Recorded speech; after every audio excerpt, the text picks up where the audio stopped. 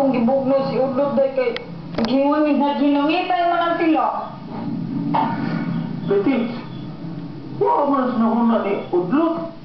Bata ko na siya. Ikaw sabi mo, wala sa din naman mo. Ang day, naglabot ang yukog maayo. Sa akong makakita nga naghinungitay na sila.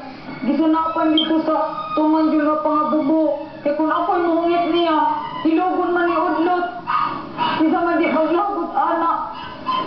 Wala mo na sa akong hunahuna, Betty. Ako lagi punito na ng Udlot. Dapat di ay, akong tanaan mo, nakagusto na ba ka?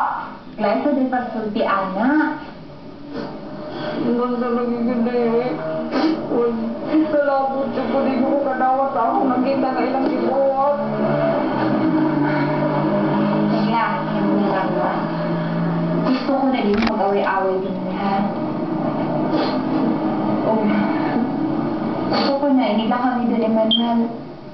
May pagpasali ni Udlot. Mo? Ang saday?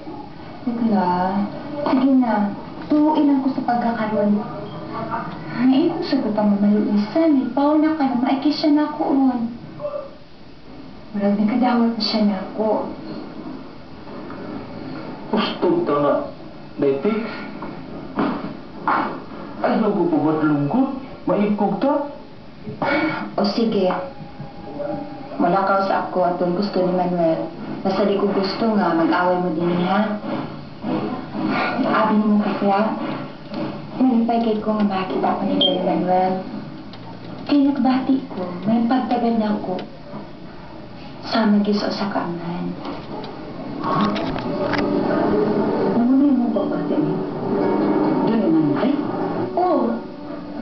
Kani, kung mag-atubang din yung duha, ang ibati ko niya, murag kong iyong tinuod yun na anak.